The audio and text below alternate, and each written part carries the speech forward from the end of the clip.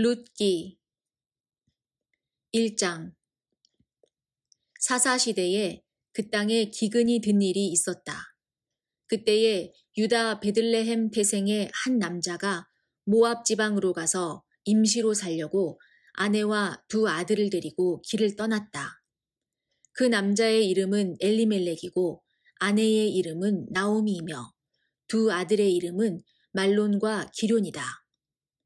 그들은 유다 베들레헴 태생으로서 에브랏 가문 사람인데 모압 지방으로 건너가 거기에서 살았다. 그러다가 나오미의 남편 엘리멜렉이 죽고 나오미와 두 아들만 남았다. 두 아들은 다 모압 여자를 아내로 맞이하였는데 한 여자의 이름은 룻이고 또 한 여자의 이름은 오르바였다. 그들은 거기서 10년쯤 살았다. 그러다가 아들 말론과 기럐이 죽으니 나오미는 남편에 이어 두 아들마저 잃고 홀로 남았다. 모압 지방에서 사는 동안에 나오미는 주님께서 백성을 돌보셔서 고향에 풍년이 들게 하셨다는 말을 듣고 두 며느리와 함께 모압 지방을 떠날 채비를 차렸다. 나오미가 살던 곳을 떠날 때에 두 며느리도 함께 떠났다. 그들은 유다 땅으로 돌아가려고 길을 나섰다. 길을 가다가 나오미가 두 며느리에게 말하였다. 너희는 제각기 친정으로 돌아가거라. 너희가 죽은 너희의 남편들과 나를 한결같이 사랑하여 주었으니 주님께서도 너희에게 그렇게 해 주시기를 빈다. 너희가 각각 새 남편을 만나 행복한 가정을 이루도록 주님께서 돌보아 주시기를 바란다. 나오미가 작별하려고 그들에게 입을 맞추니 며느리들이 큰 소리로 울면서 말하였다. 아닙니다. 우리도 어머님과 함께 어머님의 결례에게로 돌아가겠습니다. 그러나 나오미는 말렸다. 돌아가다오 내 딸들아. 어찌하여 나와 함께 가려고 하느냐. 아직 내 뱃속에 아들들이 들어있어서 그것들이 너희 남편이라도 될 수 있다는 말이냐. 돌아가다오 내 딸들아. 제발 돌아가거라. 재혼을 하기에는 내가 너무 늙었다.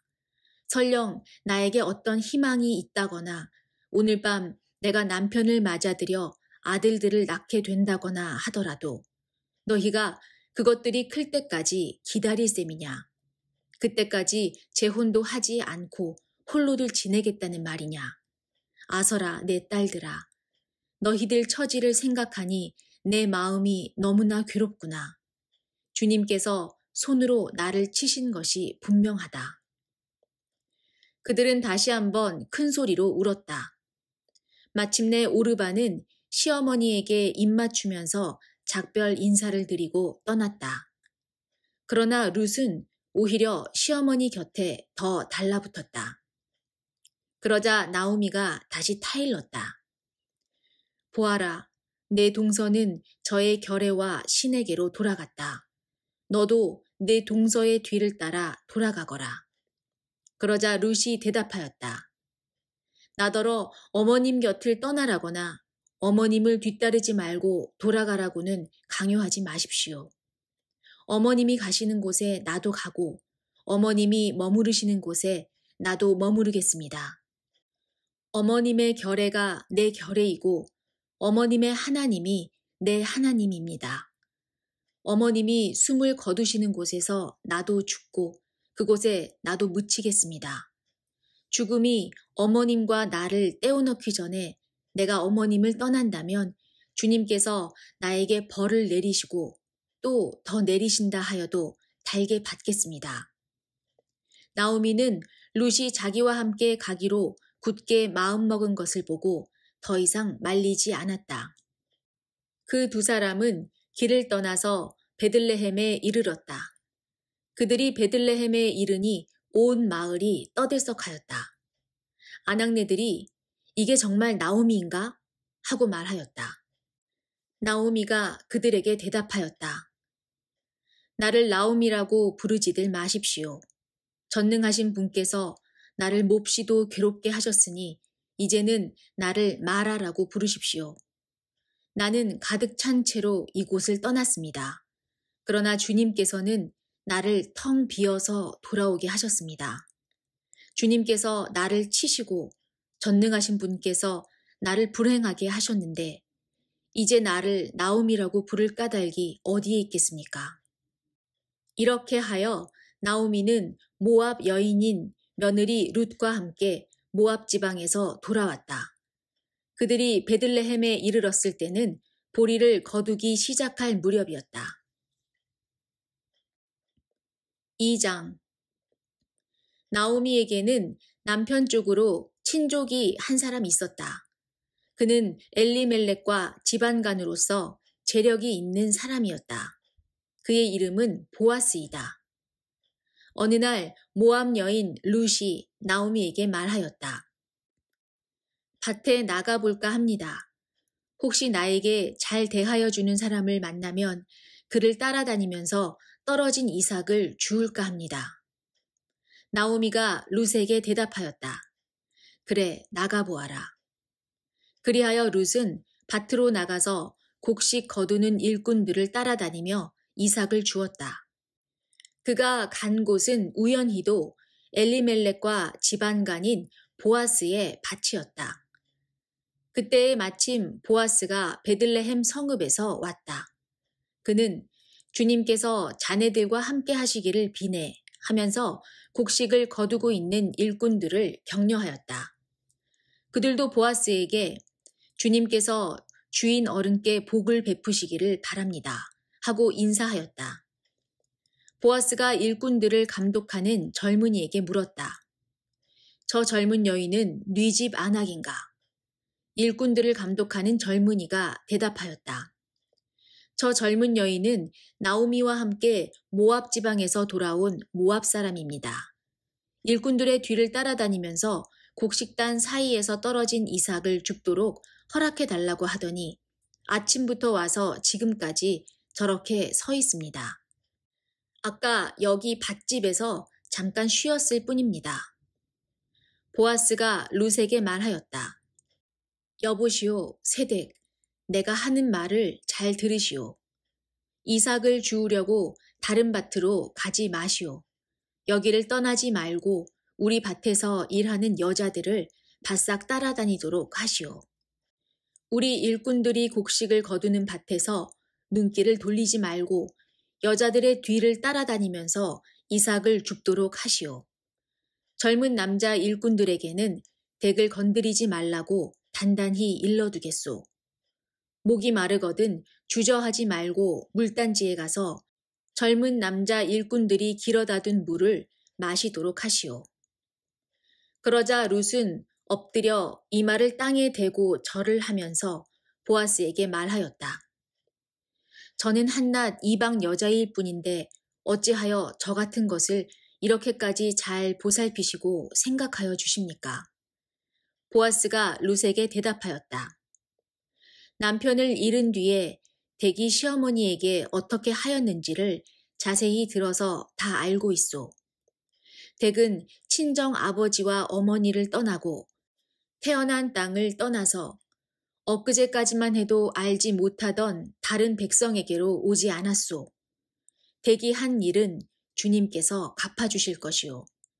이제 댁이 주 이스라엘의 하나님의 날개 밑으로 보호를 받으러 왔으니 그분께서 댁에게 넉넉히 갚아주실 것이요. 룻이 대답하였다. 어른께서 이토록 잘 보살펴 주시니 몸들 바를 모르겠습니다. 어른께서 거느리고 계신 여종들 축에도 끼지 못할 이 종을 이처럼 위로하여 주시니 보잘것없는 이 몸이 큰 용기를 얻습니다. 먹을 때가 되어서 보아스가 그에게 말하였다. 이리로 오시오. 음식을 듭시다. 빵 조각을 초에 찍어서 드시오.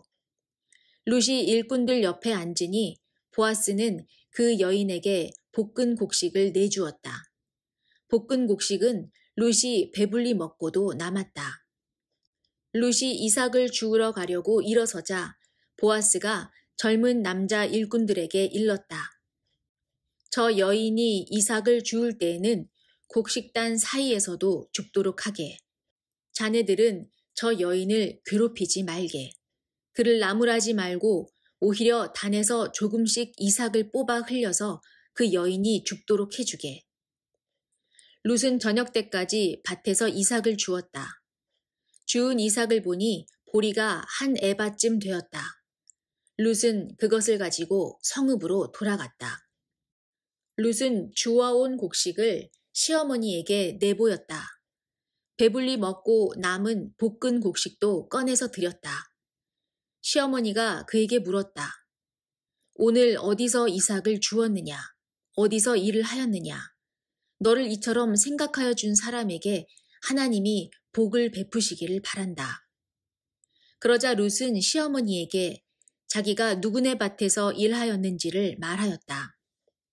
오늘 내가 가서 일한 밭의 주인 이름은 보아스라고 합니다. 나오미가 며느리에게 말하였다. 그는 틀림없이 주님께 복받을 사람이다.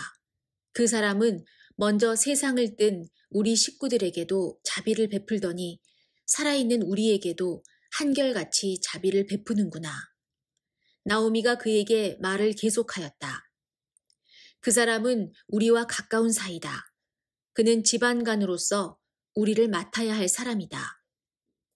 모압 여인 룻이 말하였다. 그뿐이 아닙니다. 그가 데리고 있는 젊은 남자 일꾼들이 곡식 거두기를 다 끝낼 때까지 그들을 바싹 따라다니라고 하였습니다. 나오미가 며느리 룻에게 일렀다. 얘야, 그가 데리고 있는 젊은 여자들과 함께 다니는 것이 좋겠구나. 젊은 남자 일꾼들에게 시달림을 받다가 다른 밭으로 가지 않아도 되니 말이다.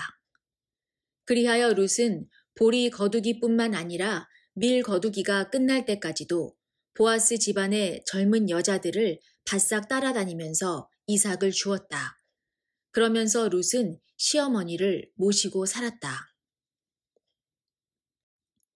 3장.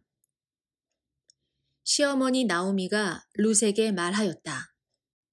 얘야, 내가 행복하게 살 만한 안락한 가정을 내가 찾아보아야 하겠다. 생각하여 보렴. 우리의 친족 가운데에 보아스라는 사람이 있지 아니하냐. 내가 요즘 그 집 여자들과 함께 일하고 있다. 잘 들어보아라. 오늘 밤에 그가 타작마당에서 보리를 까부를 것이다. 너는 목욕을 하고 향수를 바르고 고운 옷으로 몸을 단장하고서 타작마당으로 내려가거라. 그 사람이 먹고 마시기를 마칠 때까지 너는 그가 눈치채지 못하도록 조심하여야 한다. 그가 잠자리에 들 때에 너는 그가 눕는 자리를 잘 보아두었다가 다가가서 그의 발치를 들치고 누워라. 그러면 그가 너의 할 일을 일러줄 것이다. 룻이 시어머니에게 대답하였다. 어머님께서 일러주신 대로 다 하겠습니다. 그는 타작마당으로 내려가서 시어머니가 시킨 대로 다 하였다. 보아스는 실컷 먹고 마시고 나서 흡족한 마음으로 낫가리 곁으로 가서 누웠다. 룻이 살그머니 다가가서 보아스의 발치를 들치고 누웠다. 한밤중이 되었을 때에 보아스는 으시시 떨면서 돌아눕다가 웬 여인이 자기 발치께에 누워 있는 것을 보고 깜짝 놀라면서 누구요? 하고 물었다. 룻이 대답하였다. 어른의 종 룻입니다. 어른의 품에 이 종을 안아주십시오. 어른이야말로 집안 어른으로서 저를 맡아야 할 분이십니다. 보아스가 룻에게 말하였다. 이봐요 룻, 그대는 주님께 복받을 여인이요. 가난하든 부유하든 젊은 남자를 따라감직한데 그렇게 하지 않으니 지금 그대가 보여준 갸륵한 마음씨는 이제까지 보여준 것보다 더욱더 값진 것이요. 이제부터는 걱정하지 마시오, 룻. 그대가 바라는 것이라면 무엇이든지 다 들어주겠소. 그대가 정숙한 여인이라는 것은 온 마을 사람들이 다 알고 있소. 내가 지방간으로서 그대를 맡아야 할 책임이 있다는 것은 틀림없소. 하지만 그대를 맡아야 할 사람으로 나보다 더 가까운 친족이 한 사람 있소. 오늘 밤은 여기서 지내고 날이 밝거든 봅시다. 그가 지방간으로서 그대를 맡겠다면 좋소. 그렇게 하도록 합시다. 그러나 그가 그렇게 하지 않겠다면 그때에는 내가 그대를 맡겠소. 이것은 내가 살아계신 주님을 두고 맹세하는 것이오. 아침까지 여기 누워 있으시오. 룻은 새벽녘까지 그의 발치에 누워 있다가 서로 얼굴을 알아보기 어려운 이른 새벽에 일어났다. 이것은 보아스가 그 여인이 타작 마당에 와서 있었다는 것을 남들이 알아서는 안 된다고 말하였기 때문이다. 보아스가 말하였다. 걸치고 있는 겉옷을 이리 가지고 와서 펴서 꼭 잡으시오. 보아스는 룻이 겉옷을 펴서 잡고 있는 동안 보리를 6번 되어서 그에게 이워주고는 성읍으로 들어갔다. 룻이 시어머니에게 돌아오니 시어머니가 물었다. 얘야, 어찌 되었느냐? 룻은 그 남자가 자기에게 한 일을 시어머니에게 낱낱이 말하고 덧붙여서 말하였다. 6번이나 되어서 준 이 보리는 어머님께 빈손으로 가서는 안 된다고 하면서 바로 그가 손수 담아준 것입니다. 그러자 시어머니가 일렀다. 얘야, 일이 어떻게 될지 확실해질 때까지 너는 가만히 기다리고 있거라. 아마 그 사람은 지금쯤 가만히 있지 않을 거다. 이 일을 마무리 짓는데 오늘을 넘기지는 않을 것이다. 4장. 보아스가 성문 위 회관으로 올라가서 앉아 있는데 그가 말하던 집안간으로서의 책임을 져야 할 바로 그 사람이 마침 지나가고 있었다. 보아스가 그에게 여보시오, 이리로 좀 올라와서 앉으시오 하고 말하였다. 그러자 그가 올라와서 앉았다. 보아스는 성읍 원로 10사람을 정하여 그 자리에 함께 앉도록 하였다. 그 사람들이 모두 자리에 와서 앉자 보아스가 집안간으로서 책임을 져야 할 사람에게 말하였다. 모압 지방에서 돌아온 나오미가 우리의 친족 엘리멜렉이 가지고 있는 밭을 팔려고 내놓았소. 나는 이 사실을 분명히 알려드리오. 여기 앉아 계시는 분들과 우리 마을 어른들께서 보시는 앞에서 나는 당신이 그 밭을 사라고 말씀드리오. 당신이 지방간으로서의 책임을 지겠다면 그렇게 하시오. 그러나 지방간으로서의 책임을 지지 않겠다면 그렇게 하지 않겠다고 분명히 말하여 주시오. 당신이 지방간으로서의 책임이 있는 첫째 사람이오. 나는 그 다음이오. 그러자 그가 대답하였다. 내가 지방간으로서의 책임을 지겠소. 보아스가 다시 말하였다. 그렇다면 나오미의 손에서 그 밭을 사는 날로 고인의 아내인 모압 여인 룻도 아내로 맞아들여야 하오. 그렇게 하여야만 그가 물려받은 그 유산이 고인의 이름으로 남게 될 것이오. 그러자 지방간으로서의 책임이 있는 그 사람이 말하였다. 그런 조건이라면 나는 지방간으로서의 책임을 질 수 없소. 잘못하다가는 내 재산만 축나겠소. 나는 그 책임을 질 수 없으니 당신이 내가 져야 할 지방간으로서의 책임을 지시오. 옛적의 이스라엘에는 유산 매매나 물물 교환과 같은 일을 법적으로 분명히 할 때에는 한쪽 사람이 다른 한쪽 사람에게 자기의 신을 벗어서 주는 관습이 있었다. 이스라엘에서는 이렇게 함으로써 일이 확정된다는 증거를 삼았다. 지방간으로서의 책임이 있는 그 사람이 보아스에게 당신이 사시오 하면서 자기의 신을 벗어주었다. 그러자 보아스가 원로들과 온 마을 사람들에게 선언하였다. 여러분은 오늘 이 일의 증인입니다. 나는 엘리멜렉이 가지고 있던 모든 것과 기럨과 말론이 가지고 있던 모든 것을 나오미의 손에서 사겠습니다. 나는 말론의 아내인 모압 여인 룻도 아내로 맞아들여서 그 유산이 고인의 이름으로 남아있도록 하겠습니다. 그렇게 하여 고인의 이름이 그의 고향 마을에서도 끊어지지 않고 친족들 사이에서도 끊어지지 않도록 하겠습니다. 여러분은 오늘 이 일의 증인입니다. 그러자 성문 위 회관에 모인 온 마을 사람들과 원로들이 대답하였다. 우리가 증인입니다. 주님께서 그대의 집안으로 들어가는 그 여인을 이스라엘 집안을 일으킨 두 여인, 곧 라헬과 레아처럼 되게 해주시기를 빕니다. 에브랏 가문에서 그대가 번성하고 또한 베들레헴에서 이름을 떨치기를 빕니다. 주님께서 그 젊은 부인을 통하여 그대에게 자손을 주셔서 그대의 집안이 다말과 유다 사이에서 태어난 아들 베레스의 집안처럼 되게 하시기를 빕니다. 보아스는 룻을 아내로 맞이하였다. 그 여인이 자기 아내가 되자 그는 그 여인과 동침하였다.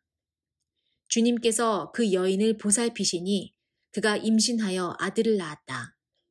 그러자 이웃 여인들이 나오미에게 말하였다.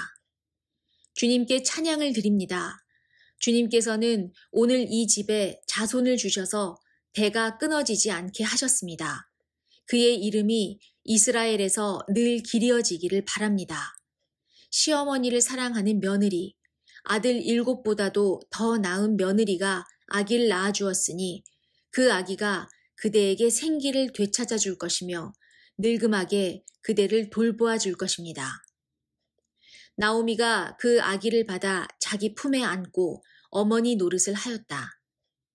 이웃 여인들이 그 아기에게 이름을 지어주면서 나오미가 아들을 보았다 하고 환호하였다. 그들은 그 아기의 이름을 오벳이라고 하였다. 그가 바로 이새의 아버지요 다윗의 할아버지이다. 다음은 베레스의 계보이다. 베레스는 헤스론을 낳고 헤스론은 람을 낳고 람은 암미나답을 낳고 암미나답은 나손을 낳고 나손은 살몬을 낳고 살몬은 보아스를 낳고 보아스는 오벳을 낳고 오벳은 이새를 낳고 이새는 다윗을 낳았다.